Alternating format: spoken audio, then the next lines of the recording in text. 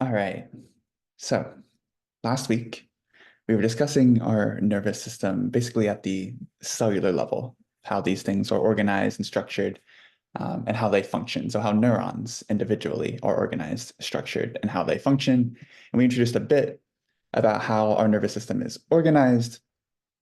And so this week, we're moving into heavily focusing on the central nervous system, but in this chapter, really introducing what nerves are, this peripheral nervous system. So what neurons look like as they leave our central nervous system, as they leave the spinal cord, or as they leave the skull, leave the brain, right? So on that tissue and organ level of structure, and a bit of that function. And as we go through the rest of these chapters, we'll be adding on more and more function as you get more of a base understanding that organizational level, right? How these things are structured as an organ. Anyways, so this first chapter is looking at the spinal cord and our spinal nerves. Okay? So the spinal cord is the organization of neurons that run all the way through your vertebral column. So remember that space in each of your vertebrae, the big hole, our vertebral foramen. This is what fills that hole, right? These bundles of neurons and how they're structured. And then we'll look at how they leave that spinal cord as well. So we're going to get started with that spinal cord anatomy. Again, the organization of neurons within that vertebral foramen. Introduce the connective tissue layers that surround and protect that spinal cord. Those are our spinal meninges. The organization of neural bodies versus axons, which are mainly what make up gray versus white matter in that spinal cord. And then we'll introduce the anatomy of an actual spinal nerve and talk about what a nerve means, what that is.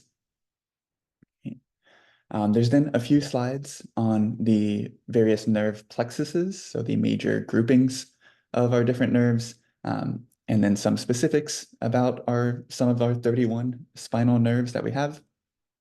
I'm not going to record a video on that information on the nerve plexuses and the spinal nerves, because that would mostly be me just kind of reading at you, but I'm happy to spend time in lab talking about that this week as well. And then lastly, we'll talk about reflexes and reflex arcs. So, like I said, this chapter is focusing on the spinal cord itself, introducing the structure of a spinal nerve, which is our peripheral nervous system. And the next chapter, we'll be looking at the brain, the rest of our central nervous system. And then that separate set of nerves are cranial nerves, which leave directly from the brain. So when we're talking about spinal nerves, those are ones that are leaving from our spinal cord. Cranial nerves, referring to the cranium, leave directly from the brain. So anyways. So here's a rough look at the general anatomy of our spinal cord. So we have 31 pairs of spinal nerves, which is a little bit more than the number of vertebrae that we discussed. Okay? And so they aren't going to directly correlate with exactly the vertebral number that you would think of, right? We have C1 all the way down to C7 of spinal nerves, but then we also have a C8. Right? We then do have 12 thoracic nerves, and then we do have 5 lumbar nerves, but we also have 5 sacral nerves. And so when we were talking about the vertebrae themselves, we didn't necessarily discuss sacral vertebrae because in most humans nowadays, those are completely fused. We do have 5 pairs of sacral nerves that will lead from that area, right? So 31 pairs of nerves, 8 cervical, 12 thoracic, 5 lumbar, 5 sacral, and then in some people, a coccygeal. And then here is how those neurons within the spinal cord are organized. So in that vertebral foramen, right, or outside the vertebral foramen as we leave the actual spinal cord around L2 and L3, right? We get bundles of the neural bodies making up what we call gray matter, giving it a darker coloration from those Nissl bodies within the bodies of neurons. And then we have white matter, which is mainly myelinated axons. So we'll talk about the locations of neural bodies, the locations of axons, the directions that these different neurons are traveling, depending on what kind of information they're sending. Right? In general, sensory information is going to be coming in through the back of the spinal cord, and then is going to synapse with some neural body, some sensory neuron, and then that information is going to go towards the brain, so it's going to ascend, move superiorly up the spinal cord, right? And those axons are going to leave, somewhere on the side or from the top. So we have sensory information coming in through the back or dorsal side, and then ascending, moving superiorly towards the brain. We then have motor information descending from the brain through the anterior side of your spinal cord, and then it will leave through the anterior root. So those patterns are going to repeat themselves, right? Sensory information coming in through the back and then up, motor information coming down and then leaving through the front. We just get a little bit of a different organization of those structures as you move down the spinal cord. So there we go, 31 pairs of spinal nerves. So in general, the cervical nerves are superior to the vertebrae of the same number. We only lose that pattern with C8. So C1 is above the atlas, C2 is above axis, and then C3 is above C3, so on and so forth. But we only have 7 cerebral vertebrae. And so then C8 is going to be superior to T1. And so that then pushes the rest of our nerves to be leaving inferior to every other vertebra of their number. So T1 is leaving the spinal cord inferior to T1 vertebra.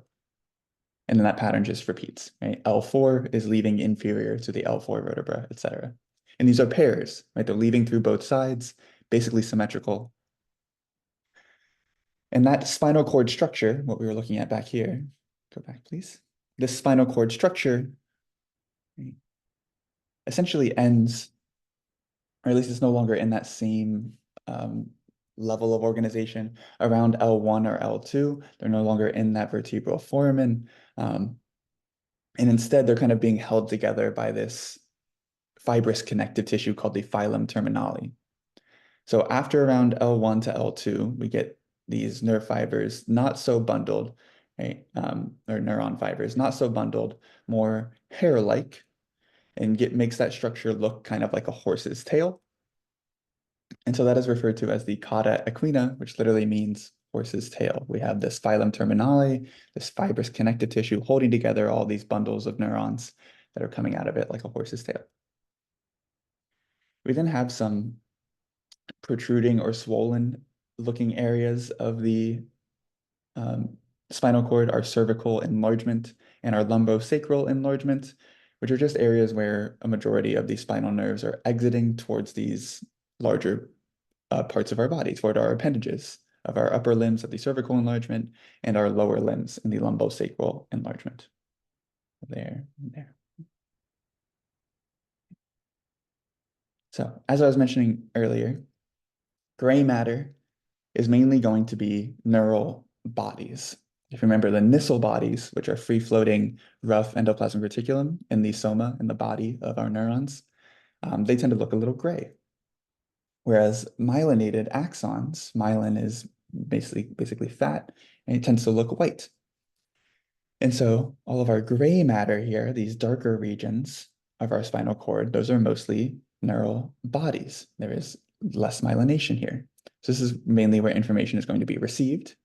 And then the white matter is mainly myelinated axons, or it's basically all axons, just mostly those axons are myelinated, making it look white. And so that is where information is going to be sent out, essentially.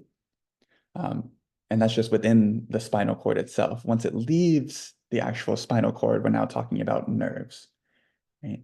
So we can leave anteriorly for motor information, could leave dorsally, or sorry, it would be entering dorsally for sensory information, and then traveling up, right? Those patterns we were talking about before. Sensory information coming in through the dorsal root, and then up towards the brain, motor information coming down through the spinal cord, and then out through the anterior root. And so for some reason, once we got to talking about the nervous system, these terms, dorsal, posterior, ventral, anterior, start being used interchangeably. And I know I introduced this idea very early on as we were talking about orientation and direction in anatomy. But then since then, we've basically only seen posterior and anterior to refer to the back, posterior, and anterior to refer to the front. But for some reason, as we get to names of things in the nervous system, dorsal ends up showing up interchangeably with posterior. So we could call this the dorsal root or the posterior root. And then ventral starts showing up interchangeably with anterior. So we have our ventral or anterior root. So just remember, dorsal basically means back. Think dorsal fin of a dolphin, which is synonymous to posterior in humans.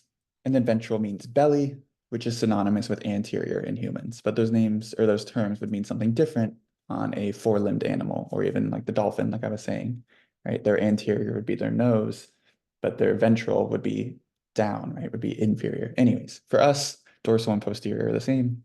Ventral and anterior are the same, and you're going to see those showing up interchangeably here.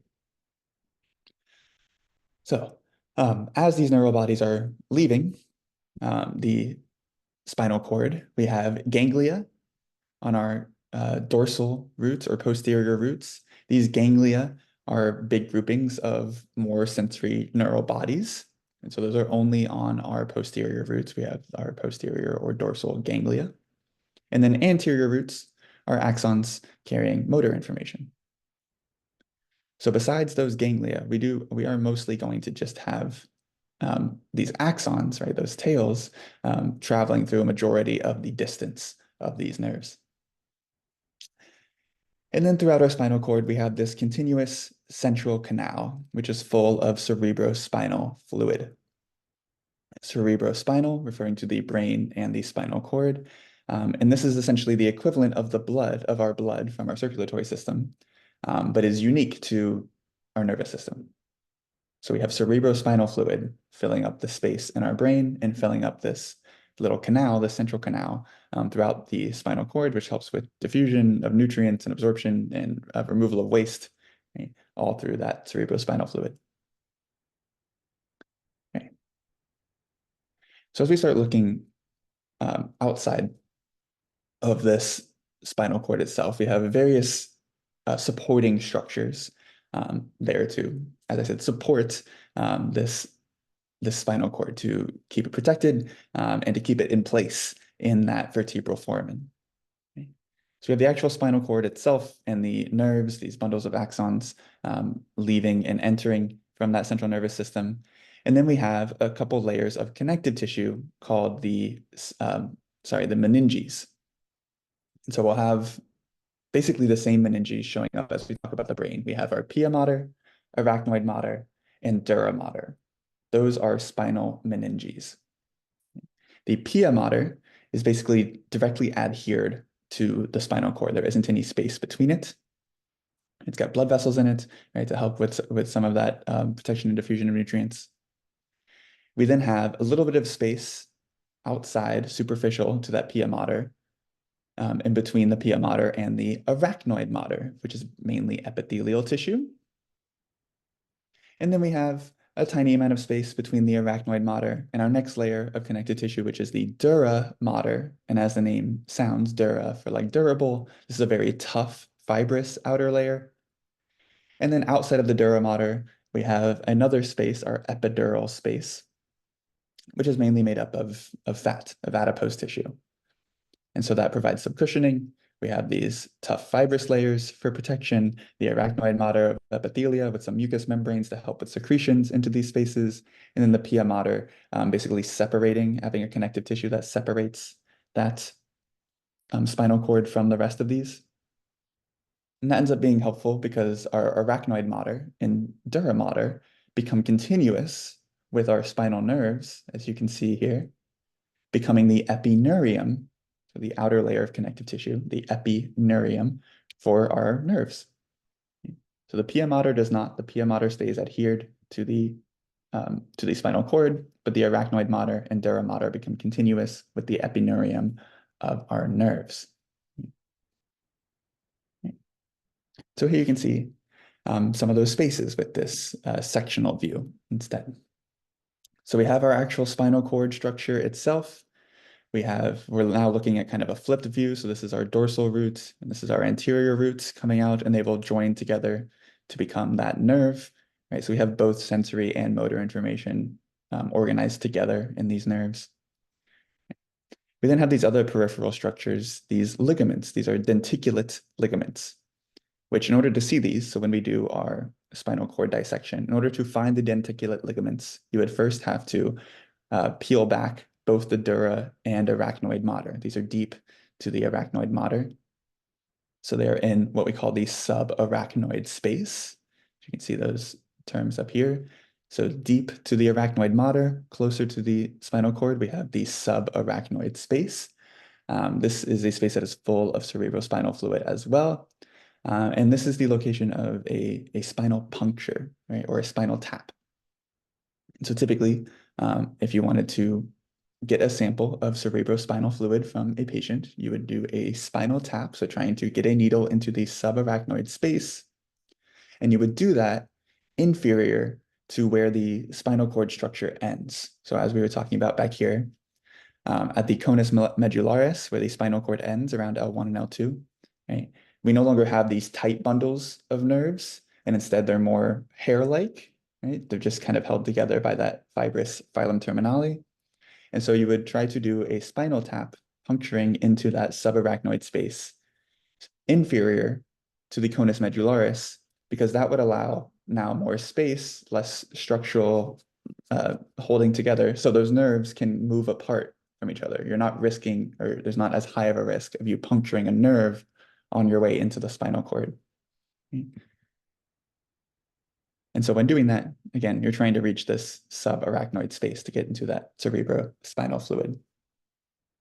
And then, as I mentioned, that epidural space, outer dural, so outside of the dura mater, you have mainly adipose tissue on the anterior and posterior ends of your spinal cord, which help with cushioning it against the vertebral body, right, against the actual bone. So we have the epidural space with adipose tissue protecting it anteriorly and posteriorly. And then we have these denticulate ligaments trying to hold it in place side to side. Right? So with all of that together, hopefully and the cerebrospinal fluid as well, hopefully your spinal cord is very well protected and isn't risking bumping into all these structures, right? It's held in place. So we mentioned we have these roots, we have our anterior roots and our posterior roots.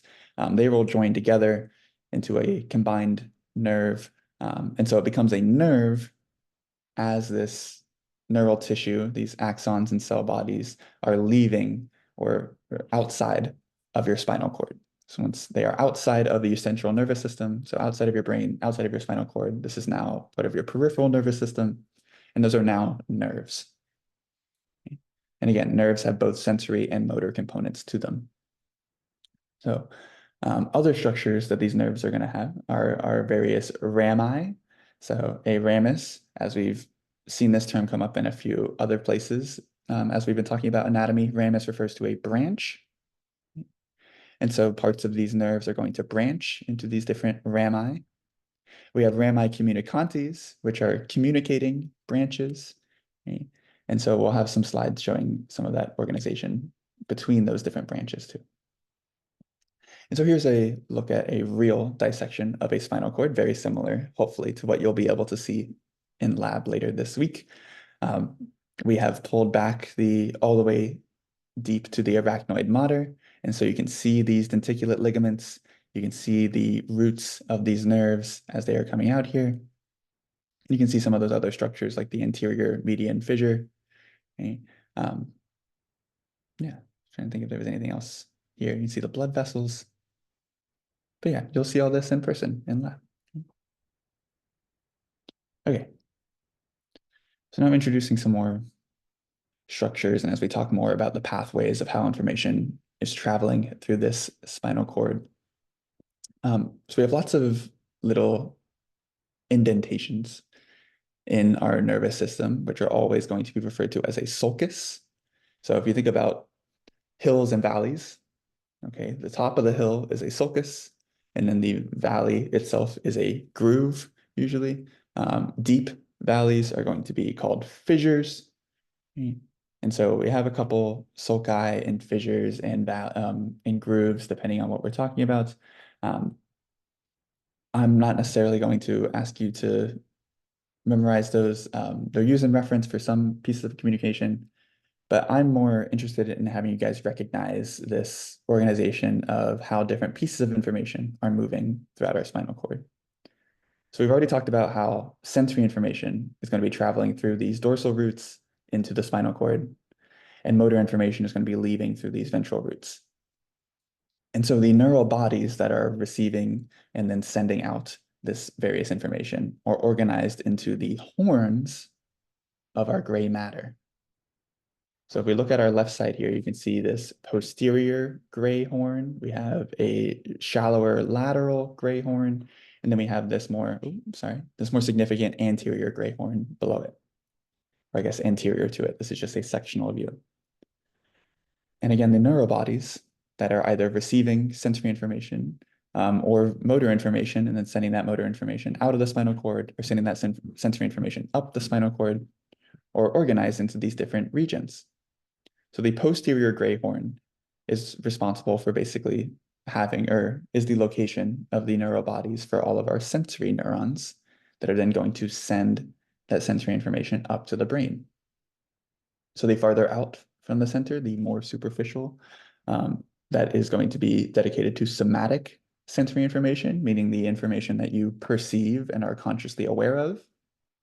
And then deeper to that, we have our visceral sensory information.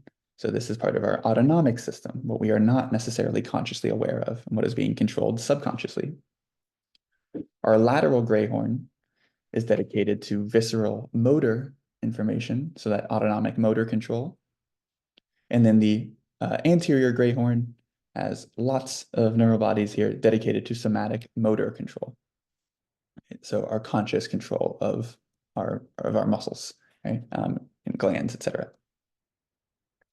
I guess I shouldn't talk about glands. I'm talking about conscious control. We don't necessarily have conscious control of glands. That's mainly visceral, but you get what I mean. This is where we are consciously controlling, or where the neural bodies for stimulating conscious muscle control are. Then here's a look at a real spinal cord with those same structures. Okay.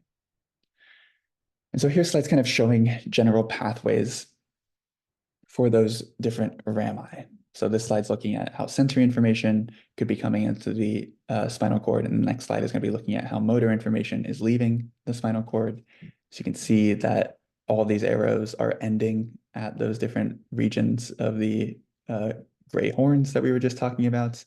And then you can see these various branches.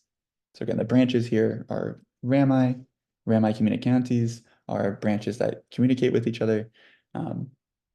And then you can see that we have typically a posterior and anterior ramus. So rami is the plural. So the posterior ramus, as it would sound, is mainly for sensory and motor control of our back. And then the anterior ramus is for sensory and motor control of the majority of the body in general, as well as, our exterior, anterior, and then the inside of our front, our trunk. And then you can see motor control kind of following a similar pattern. I'm not going to read all these steps out to you. I'm not going to necessarily ask, I definitely am not going to ask you to know step by step this list. This is just to exemplify for you how these branches are utilized as information is coming in and out of the spinal cord.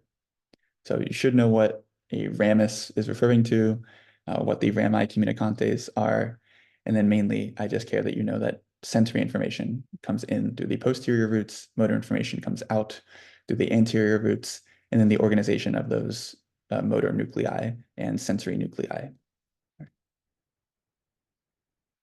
Okay. And so now looking at the organization of the actual nerve. So we're now outside of the spinal cord. These nerves are basically all going to be axons. Okay? So it's just very, very long pathways of axons, so that those action potentials are going to be traveling all the way down. And we get very similar organization to what we saw with muscle tissue. We have bundles within bundles within bundles, okay, and a layer of connective tissue around each of those different levels. Okay.